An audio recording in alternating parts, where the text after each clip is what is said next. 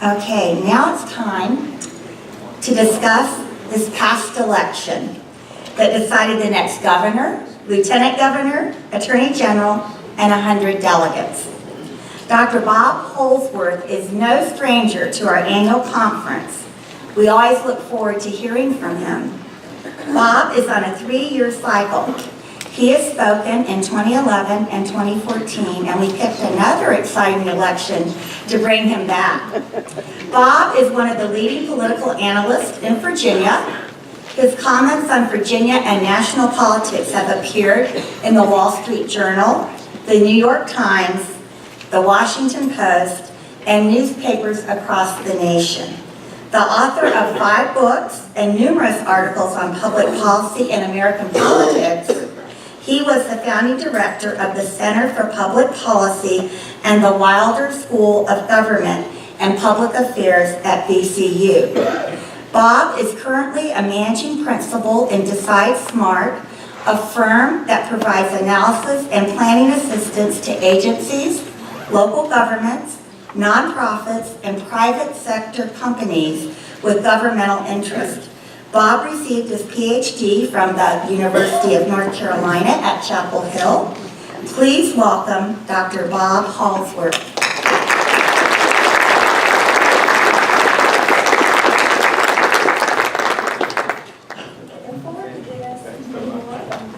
Good morning, everyone. Good morning. Have you heard in the back there? Great. Another uneventful election, 2 in a row. I'll try to make some sense of it. And I think I'm going to begin with a little bit of a quiz, actually, today. That you may know that this is the 20th anniversary of the 1997 gubernatorial election, in which Jim Gilmore had a theme. Remember that one? What was it? RTAC. So here's the quiz. What are the 3 jurisdictions in Virginia where Jim Gilmore got his largest margin of votes in 1997? 3 jurisdictions, not the percentage, but where he got total vote margin. What are the 3 places he did the best? Anyone know? Take a guess. Chesterfield. Chesterfield, number 1, you got it. 25,000 vote margin. Henrico, excellent, number 3. He got a 13,000 vote margin in Henrico. Anyone get number 2? Prince William. No? Okay, it's Virginia Beach. 17,000 vote margin in Virginia Beach. 20 years ago, that was Virginia.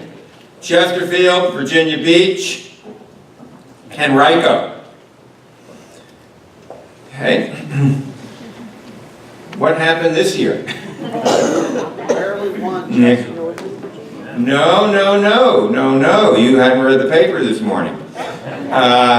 Here are the 10 largest jurisdictions in Virginia. I'm going to try not to have a Rick Perry moment. I think I'm going to get them in terms of the vote. And here's how they went. Fairfax County, number 1. 137,000 vote margin for Ralph Northam. Number 2, Virginia Beach. 6,000 vote margin for Ralph Northam. That's a 23,000 vote change in 20 years. A flip. Number 3, Prince William County. 26,000 vote margin for Ralph Northam. Number 4, Loudoun County. 23,000 vote margin for Ralph Northam. Number 5, Chesterfield County. As of the certification yesterday afternoon, 600 vote margin, Ralph Northam. Number 6, Henrico County. At 26,000 vote margin, Ralph Northam. 39,000 vote switch in 20 years. Number 7, Arlington County. 52,000 vote margin, Ralph Northam. Number 8, City of Richmond, 46,000 vote margin, Ralph Northam. Number 9, Chesapeake, 5,000 vote margin, Ralph Northam. Number 10, Norfolk City, 26,000 vote, Ralph Northam. So in 20 years, what happened is that the 10 jurisdictions with the most votes in Virginia all voted for Democrats. So here's the second quiz. What are the 3 jurisdictions, right, where Ed Gillespie did best last Tuesday night? What are the 3 jurisdictions? I was doing this about Donald Trump, so if you heard this with Donald Trump, you can't answer, because I've been offering a bottle of wine to anybody who can get him right. No, that doesn't have enough people for the big margin. Hanover. Hanover, that's great, number 2.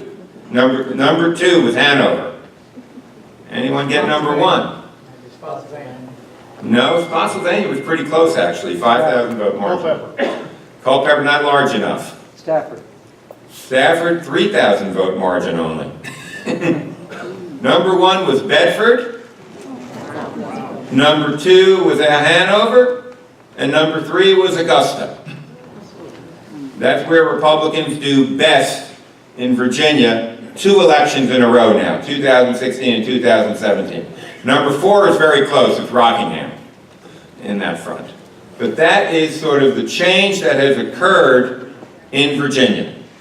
So I just want to talk a little bit about that change overall in terms of rural, suburban, urban, and that'll help us explain where we are. Donald Trump, when he ran in 2016, did extraordinarily well in rural America. He also did very well in rural Virginia.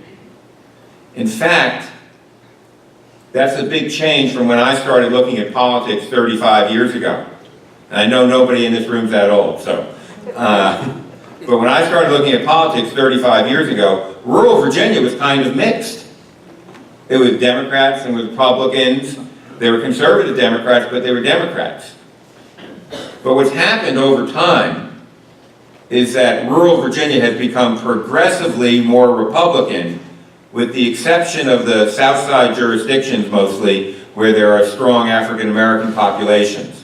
But for the most part, it's become almost all Republican. Places that 20 years ago, Don Beyer carried, Dickinson County, now vote for Republicans with 75% of the vote. So rural Virginia has just flipped completely, and it has become heavily Republican. So that's a change. Urban Virginia, the cities, they were heavily Democratic 20 years ago. They're even more Democratic today. They're almost the reverse of rural Virginia, other than that they're larger. So the city of Richmond, as I mentioned, gave a 46,000 vote margin to Ralph Northam, plus the turnout went from 58,000 to 71,000 voters from 2013 to 2017 there on that front. But urban Virginia is the same. The big difference is suburban Virginia, outside of these urban areas. The changes have been absolutely dramatic that have occurred there over time. When I first started looking at Virginia politics, most of suburban Virginia was Republican. Fairfax County was seen as a bellwether. And then if you went, further, in Northern Virginia, people talked about the People's Republics of Arlington and Alexandria. But Fairfax was a bellwether, and then everything else was Republican. But if you look at those changes, they're dramatic. Right? Henrico County is now a blue county. It's flipped. Chesterfield County, I described in the paper today, I said, I think it's still purple with a reddish tint. But the reality is that where Republicans used to win by 25,000 votes, they win by 4,000 votes, or 3,000 votes, or 2,000 votes. Prince William, at least not always in local elections, but in state elections, has flipped. Loudon is sometimes competitive, but wasn't competitive this time. And then Fairfax County, these margins in Fairfax County are so large, is that it's hurting Republicans all over the place. Right? I said after the 2016 election, that Donald Trump had a message that worked in Western Pennsylvania, worked in Michigan, worked in Wisconsin, worked in rural areas across the country, But what was he going to do to Washington? Drain the swamp. Right, it doesn't work in Fairfax. It's not a great message. It's just doesn't happen there. But that's the change that's occurred in Virginia. These large suburban jurisdictions have shifted, and that's the challenge for the Republican Party in these statewide elections. Because since 2005, for governor, U.S. Senate, and president, they've only won once. And that was Bob McDonnell in 2009. But that's what's happening kind of in Virginia, and that's why Virginia is shifting, at least in statewide elections, politically. So what happened in this election in particular, I think that changed the dynamic. The first, I think, was that turnout was a lot higher in 2017 than 2013, and it was high everywhere, but it was higher in the Democratic-leaning places in Virginia. It went from about 43% of registered voters to 48% of registered voters. And, as I said, it was in these Democratic-leaning places that the turnout spiked even higher than it did in the Republican-leaning places. So you had a turnout factor that was connected to these long-term demographic changes that I've outlined already, particularly in the suburban areas. Secondly, I think you had a negative Trump effect in these areas as well. That when you take a look at the turnout and what happened, 61% of women in Virginia voted against Trump, voted for Democrats there. And my sense was that a lot of that was a message against Donald Trump. Because not only did it take out Ralph Northam, it took out a number of relatively popular members of the General Assembly who lost in some instances to organized campaigns, as we'll mention, and in some instances they lost just because their opponent had a D next to their name at this time. So I think in Virginia, particularly in suburban and urban Virginia, there was a negative Trump effect. Trump is still highly popular, however, in most of the rural areas of Virginia there. But I think that happened, and the Democrats were able to spike turnout. They had a Trump effect. And then thirdly, I think you have to give some credit to Ralph Northam's campaign, because while it was not a heavily issue-oriented campaign, I think he came off in his ads as a pretty decent guy, a reasonable person. He is a doctor, and with no offense to the lobbyists in the room, a doctor is a better profession to have running for office than a lobbyist right now on that front. And Mark, I'm not insulting you at all there, but that's kind of how it goes there. And I think people felt a comfort with Ralph Northam at the end. And given that health care is a big issue, not that he had a great plan for it, but he's a physician, and a lot of people are concerned about that, I think that was helpful as well. So I think the Northam campaign, the spike in turnout, and what happened in terms of a Trump effect explained why Virginia went from having very close off-year elections to one that was sort of more pronounced.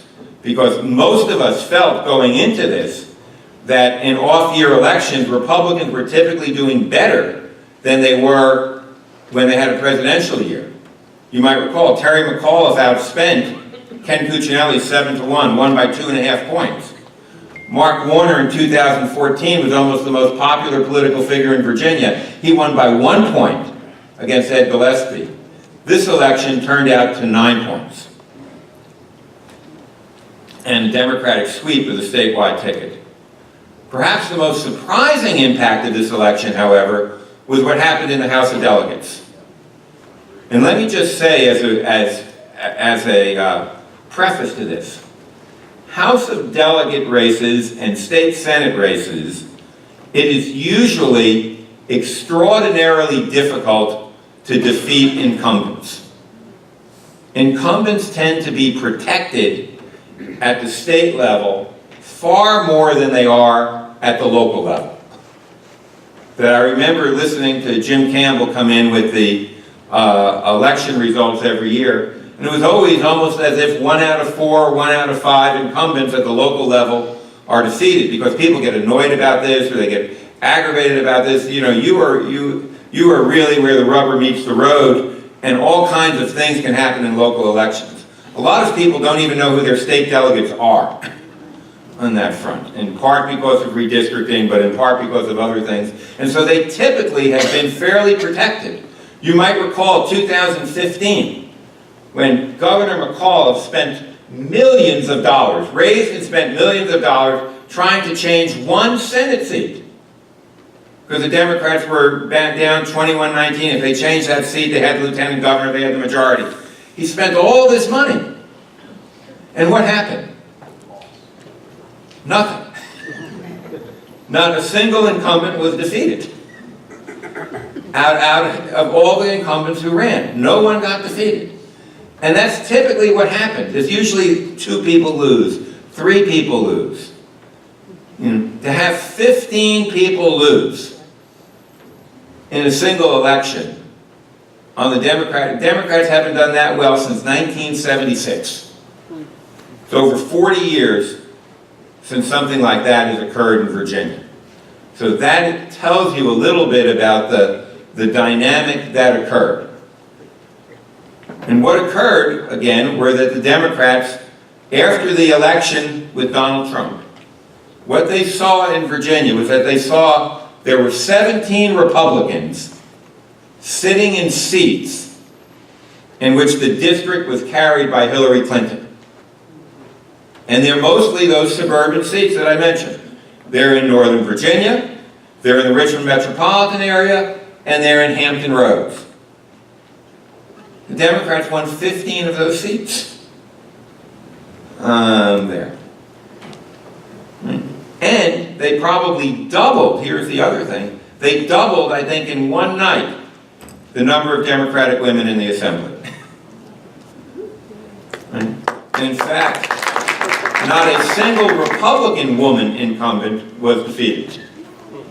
So it was a night for women as well on that front there, that they did extraordinarily well in that election.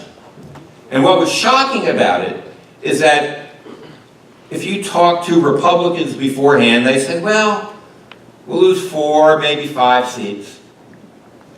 The Democrats thought, we'll win 5, maybe 7, 8 seats if a great night. And then there were people that the party didn't even support financially who won. That in Prince William County there was a young man who described himself as a socialist. Party cut off his funding 3 months ago. He beat the House Majority Whip by 8 points. I mean, how do you explain it?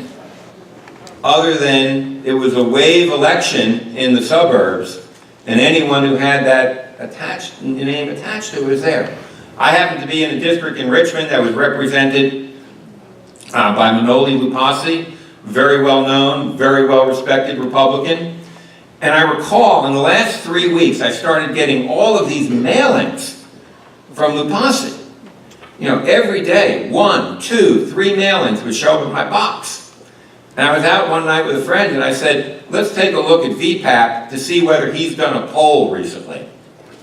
And we looked at his campaign expenditures and we saw at the end of October, he paid for a poll and kind of recognized that the world was kind of shifting there. And I don't think it was anything because of them. If you take a look at some of the Republicans who lost, Rich Anderson in Prince William, John O'Bannon, Manoli Lupasi, all people who are very well respected in their communities and aren't seen in any kind of adversarial way.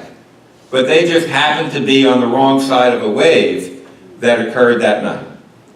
So now, what does this all mean that we have? And let's take a look at some of the people. Who was a big winner here? First, I'll just say Governor McAuliffe comes out as a huge winner. Because what does he want to do next? No, he don't want to run for Senate. He wants to run for president. So Governor McAuliffe is obviously going to run for president. And his major weakness in thinking about running for president was that he's been attached in the past to whom? Hillary Clinton. the Clintons. I mean, the Democrats were not going to nominate in 2020 a Clintonite. You know, she didn't work, so let's nominate her finance guy. That wasn't going to happen. But now he has changed his national posture. He's the Democrat who defeated Donald Trump. That's how he is perceived in there. Now, Donald Trump says, of course, I wasn't defeated because Ed Gillespie didn't give me a big bear hug. He didn't invite me in. But that's how McAuliffe is now going to campaign for president. So he's a winner on this. What's going to happen in the House of Delegates now? At the moment, here's the story. It's 51 Republicans, 49 Democrats, 51-49, and 3 recounts. In each of those recounts, the Republican is going in to the recount ahead of the Democrat. So the Republicans have no opportunity to pick up seats in the recount. It's only the Democrats. 2 of those recounts are between 80 and 120 votes. Those usually don't change. That's a lot of votes to change in a recount for a district. So you would have to think that in all likelihood the Democrat is going to lose those there. There's that other issue in one of those 2 recounts in Stafford County where the electoral board today will decide whether or not they're going to take these 55 votes that may or may not have been delivered to the post office on Tuesday, election day, and they can pick them up. And they don't yet know whether or not they're going to try to figure out whether those votes were actually there or whether they came on Wednesday. And they're going to make a decision today about whether to count those votes. But there's a 3rd recount in the Newport News area, which is now down to 10 votes after they counted the provisional ballots yesterday. And so 10 votes could potentially change. If you look at the Democratic blogs, they're very optimistic because, you know, I've seen stuff that I've not seen before. They say Democratic voters are more likely not to have filled out the ballot correctly. You know, there's a couple of these Democratic bloggers saying, well, you know, Democrats are more likely to have circled the name rather than filled out the ballot or something like that. I mean, that didn't make, I thought that was a thin hope. But we'll have to see. 10 votes, that's it. So if it's 51-49, the question then becomes, does it stay 51-49? Jim Gilmore, after the 1997 election, when he wanted to try to change the majority in the Senate, and what he did was that he established a new tradition in Virginia politics. He gave jobs to members of the Democratic Party in the legislature. So and I know that the Democrats have already made overtures to a couple of Republicans. And they're not just doing it in the House, because the Senate's 21-19. If they change one vote in the Senate, that's a tie where they have the lieutenant governor with Justin Fairfax, they get that. So they're thinking, well, maybe we can convince the senator, then a Republican will run for the seat, and maybe we can win both of those, or something like that, on that front. But what I'm getting at is that there's going to be a lot of maneuvering and shenanigans that are going to occur before this 51-49 becomes absolutely certain, and 21-19 becomes absolutely certain there. But even if it does certain, it augurs a new day. Because what it means is that the Republicans have no flexibility or leeway any longer to lose any votes. That if they are going to remain united on some of their policy ideas, they can't afford any defections. So what's Ralph Northam's major priority going to be? Dr. Ralph Northam. Medicaid expansion. Right, Medicaid expansion.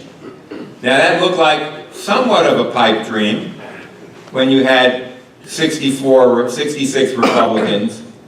But is it a pipe dream when you have 49 Republicans in the House and 21 in the Senate? Emmett Hanger in the Senate has already been in the past in favor of what I'd call some form of Medicaid expansion. Just don't call it that. Call it something else and do it. And I think so. I think in the Senate, it's almost a done deal. In the House, the Democrats need to turn to Republicans. And what they'll try to do is they'll try to do that on the basis of what I would call localized issues. If you're a Republican who has a hospital that might potentially be closing in your district, you might think, well, wait a second here on that front. So this is going to be a huge, huge change that we're going to see, because the dynamic now switches to where we now have 2119, 5149, and I might also add, Ralph Northam carried 24 of the 40 Senate districts last week. So there are 5 Senate districts now of the 21 the Republicans held that the Democrats, or 3 of those districts that the Democrats carried there. So you really have to think that this is sort of a new dimension here. What we don't know, if it becomes 50-50, then the House becomes total chaos. But here's the thing, there are no rules in the House for breaking the tie to elect the Speaker. There are no absolute rules. You might recall this happened once before, in the late 1990s with 50-50, but what occurred was that the Democrats pulled the fast one on the Republicans. Because what had occurred was that it was 50-50 after there were special elections. There were special elections held a couple of days before the session started, and the Democrats refused to vote in the House to certify the special elections that gave Republicans the tie on the floor of the House. And they elected Tom Moss the Speaker before the new people came in. Now, Republicans will remember that on that front, but that's what happened. That's how they got the Speaker. But if you're actually 50-50, they have to agree. And what you might find then happening then is they may be regional agreements. Regions, across party. A region might say, let's get a Northern Virginian, or let's get a Hampton Roads person, or let's get a Central Virginian. That could come into play. So we are probably at a more uncertain time right now than at any time in the last 15, 20 years in terms of how the legislature is actually going to operate, because we have to see whether these 2119 things still hold up. So that is where we are in Virginia right now. It is just an extraordinary period. And so on policy ideas, my sense is that Northam's going to be there. On Medicaid expansion, that's likely to occur. I think on economic development, for the most part, this is the place where Republicans and Democrats agree. And I think all of their arguments right now are focusing on trying to find ways to do workforce development to meet the jobs that are either currently open or likely to be open in Virginia down the road. And I think the emphasis there in many instances is going to be on what I would call post-high school, community college, certification type of opportunities where people can get a middle-class wage without necessarily having a 4-year college degree.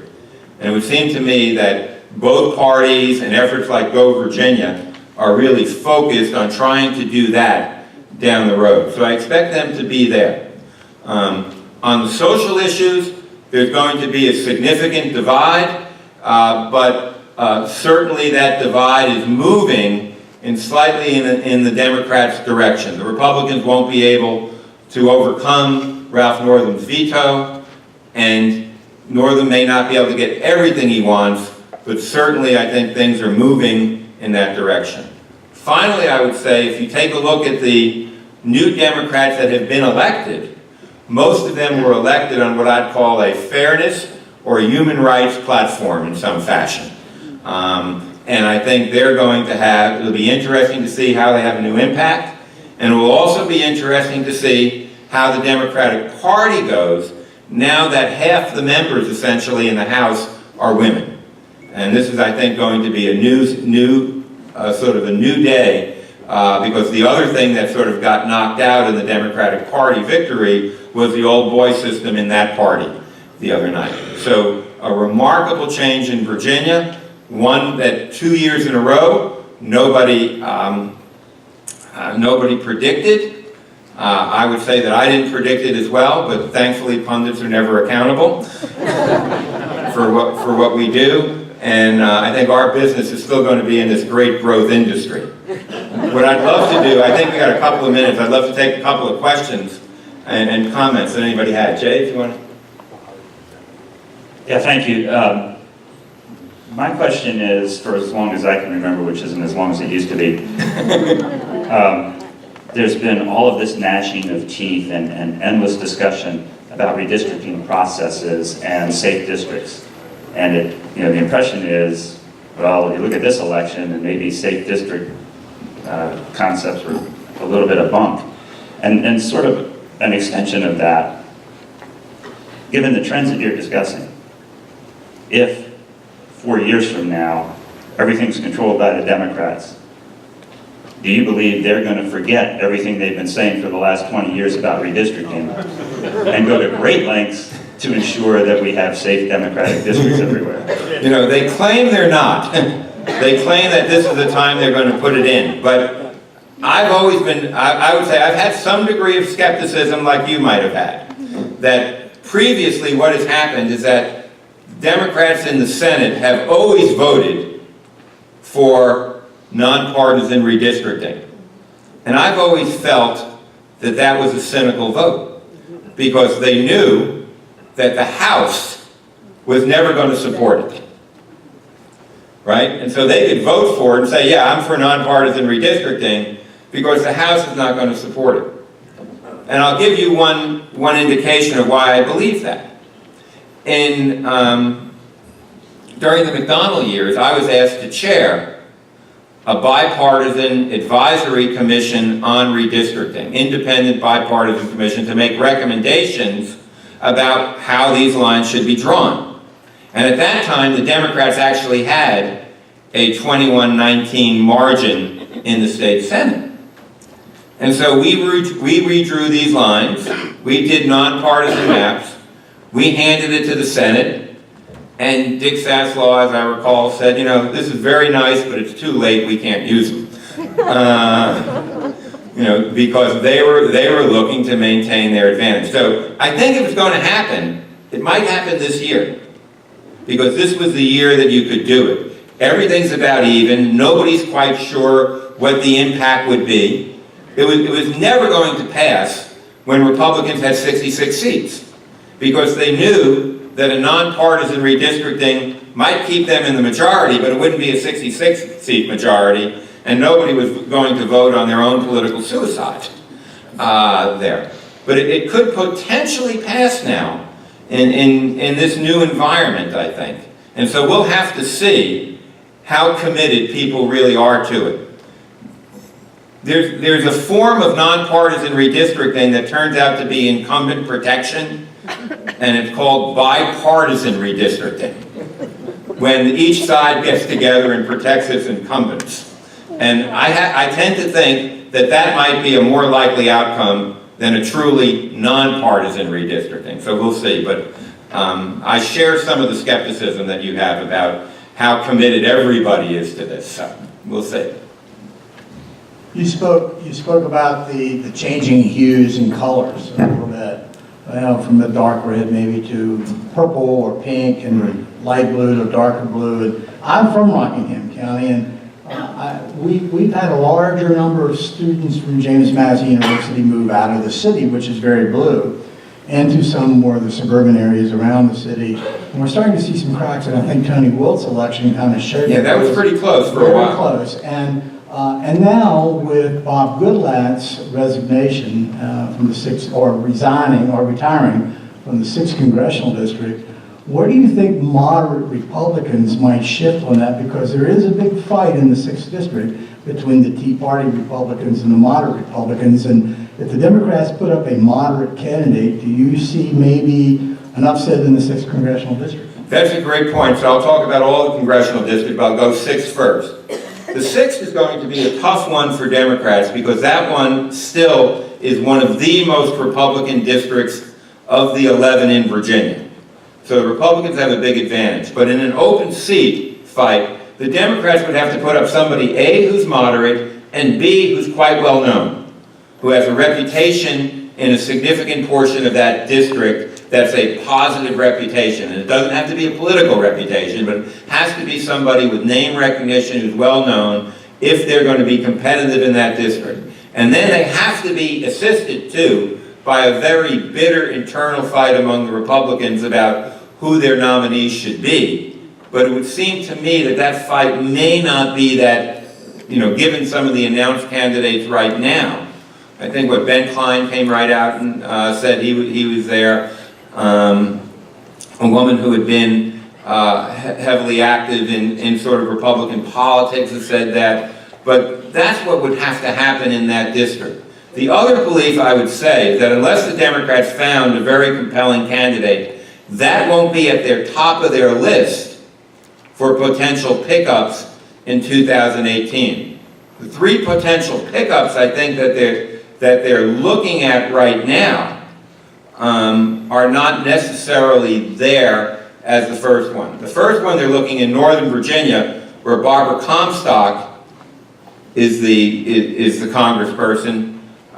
Very good politician, very skillful, but she's in a heavily Democratically oriented district right now in terms of this gubernatorial and presidential race. So she's probably their first target.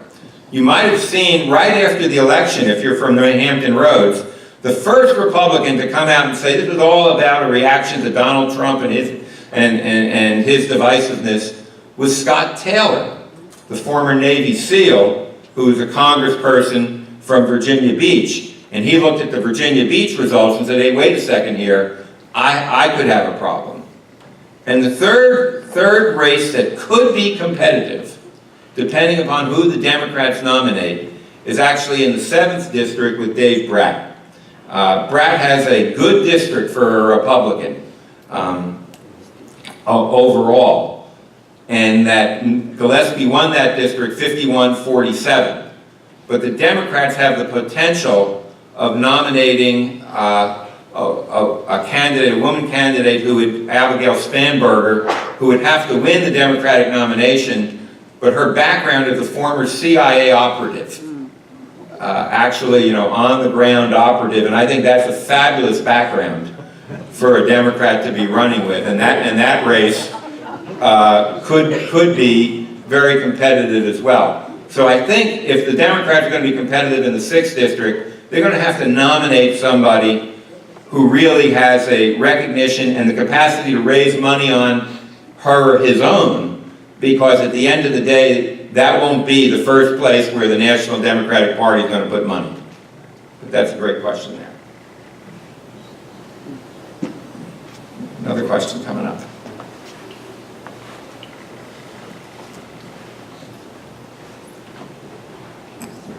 I'm Adele McLean from Richmond, and I vote in every election, so I'm on lots of people's records, I would think, but this time, I had about 5 people show up at my door. I had emails, texts, phone calls. It was incredibly different. I'm actually in Henrico County, and I want to know if you think that some of that turnout you were talking about was a result of outside political groups that were newly formed, like the Run for Something group, and people sending people to Henrico County and similar counties to get out the vote. You talked about that. Good point. Well, the turnout was driven, there was an extraordinary amount of outside money here. There was an extraordinary amount of money overall in the election. It seemed like every day some outside group was putting $1 million in it. Planned Parenthood, the NRA, Americans for Prosperity, Organizing for America, everybody was coming in with huge sums of money. Tom Steyer, I think, put $1 million in just on voter turnout issues and the like.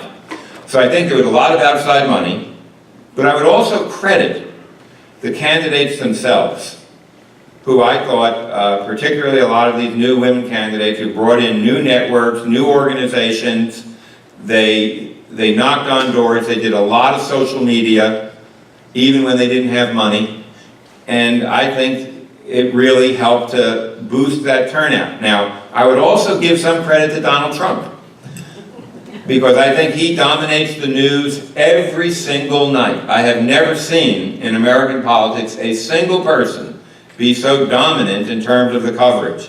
So if you love him, you're coming out to vote. If you hate him, you're coming out to vote. But that he dominates popular culture as well as the political culture. And my sense is that all of that helped.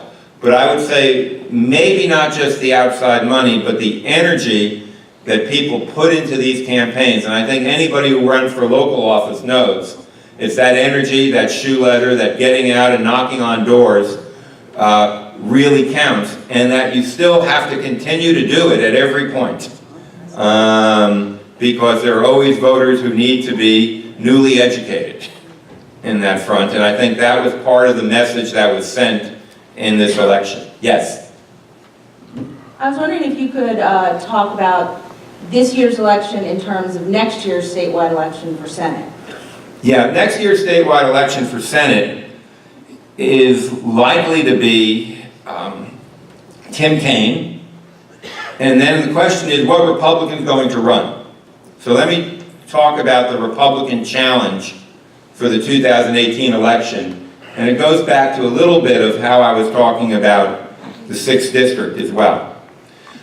If you take a look next year nationally for the Senate, there are 34 seats up, and the challenge for the Democrats is that 25 of those seats are Democratic seats right now.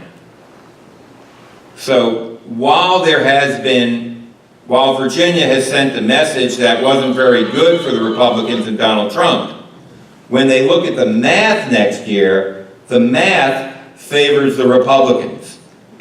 There are 25 Republican seats, 9 Democratic seats.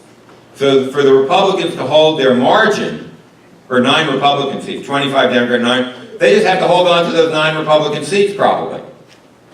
They hold on to them, they're the Senate. So their first priority is what?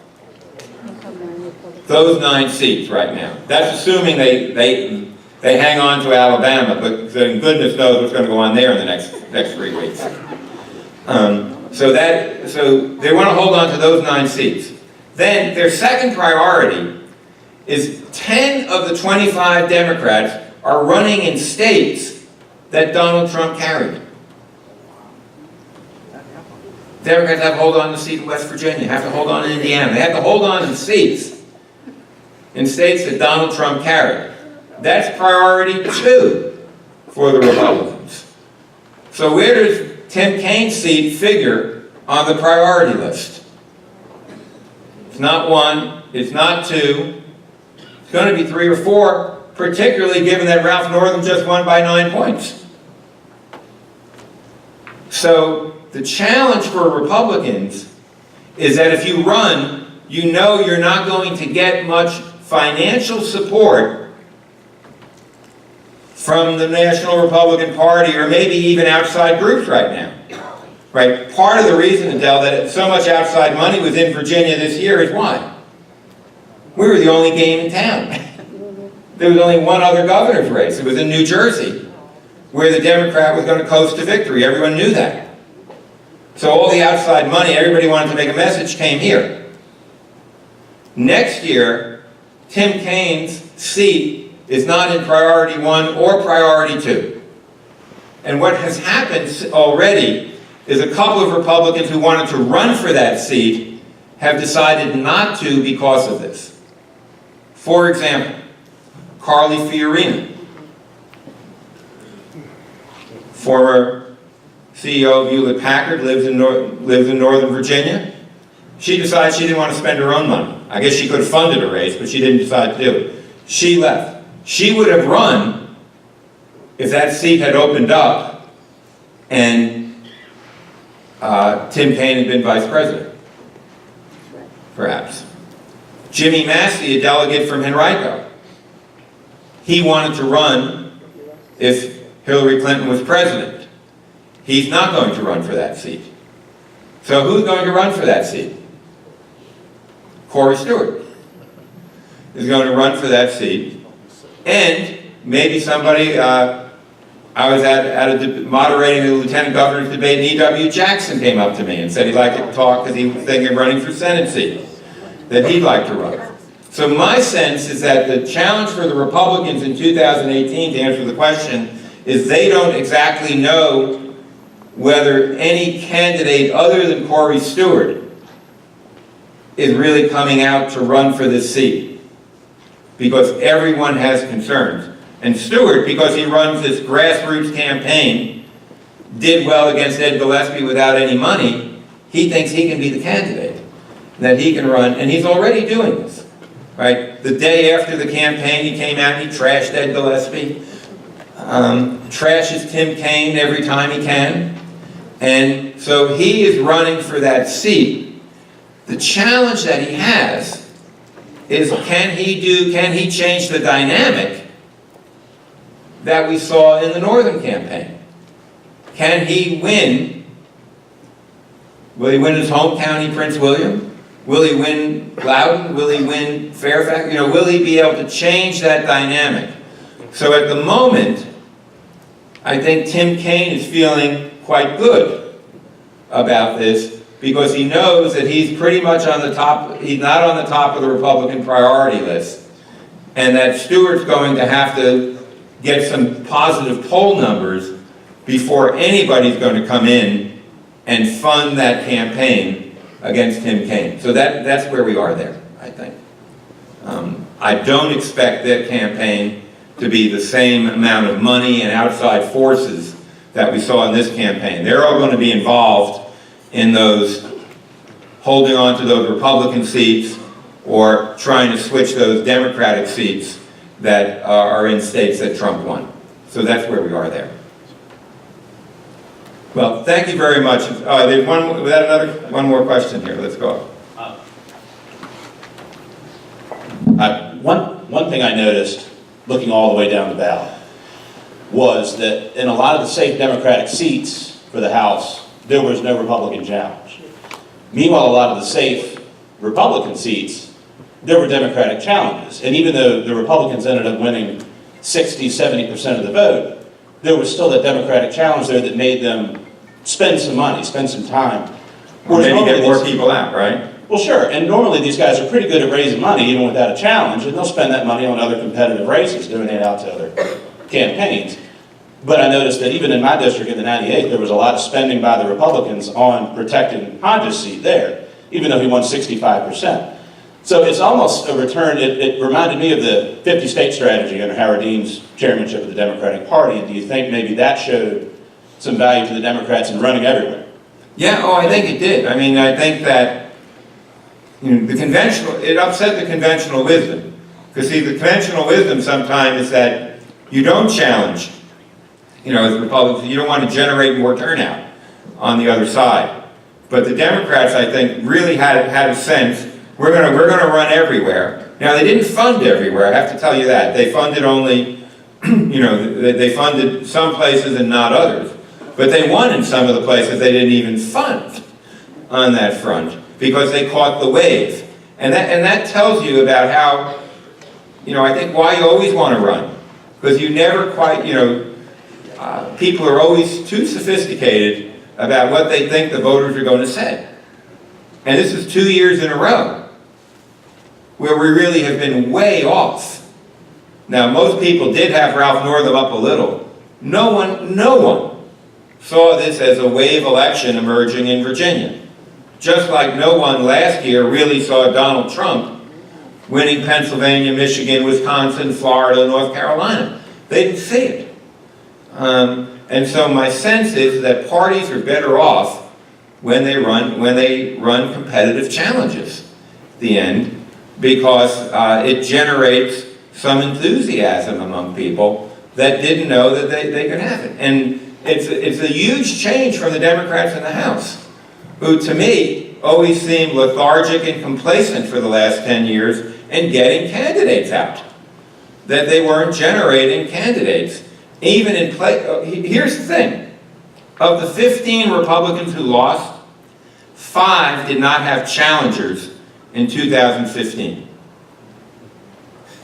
So there were 5 seats the Republicans lost that the Democrats didn't bother to challenge 2 years ago, which I think makes your point, quite well.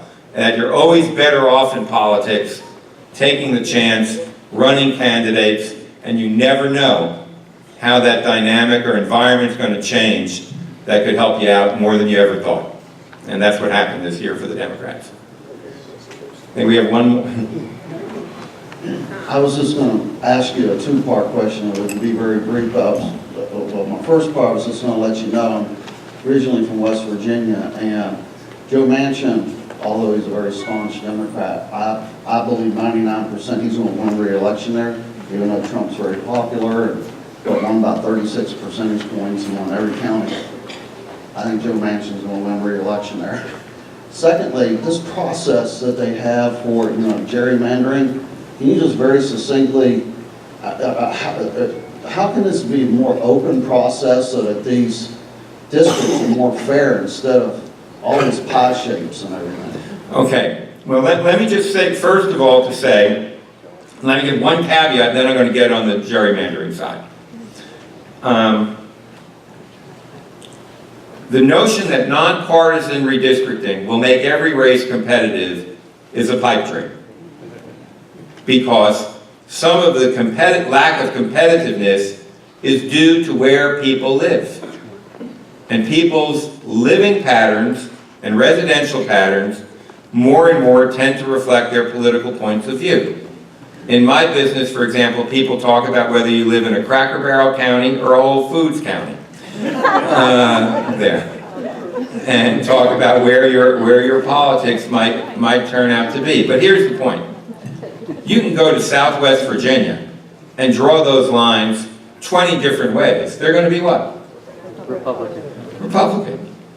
You're going to go to Eastern Northern Virginia and you can draw those lines 20 different ways. They're going to be what? Democratic. So you can't assume that just drawing these lines better will make everything more competitive. To actually make them more competitive, you would have to draw crazy lines on that front. So I'm an advocate of nonpartisan redistricting, but I don't take the position that everything's going to be more competitive tomorrow. Some will be, but not everything by any means. Why I'm advocated is for the reasons that you say. I think it's better if the citizens know who they're voting for. In most localities, and I'm not going to call all localities because some have done local gerrymandering to a science as well, but in most localities, everybody knows who you are. All your voters know, they know who their supervisor is. They know who their council person is.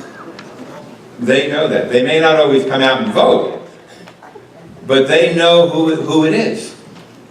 In the state, there's a lot of people who have no idea who their state delegate is because it changes. Changed 6 years ago. I don't know what the heck they did with that line. Never see the person and the like. So I'm an advocate of it because if you can get lines that are better drawn, that don't, so that you don't have people, for example, going. There are people who go to the same polling place and vote for 2 different delegates. So if you can get away from those split precincts, you can do more communities of interest and geographical interest, you're going to be better off. So I'm an advocate for it for that reason. I think anybody who believes that all of a sudden nonpartisan redistricting is going to lead to competitiveness across Virginia is not paying attention to the manner in which where you live is consistent with your political views. You know, in the national election now, they looked at television viewing habits.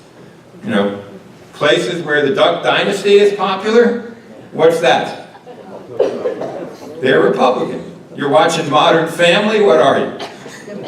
You know, it's a Democrat. So those things tend to happen, and redistricting, nonpartisan, drawing reasonable lines won't change it, but it might make it better for citizens, because it makes it easier for you to understand who your representative is and whether they're doing the job for you right now. I think that's important. Thanks very much. It's always great to be with you.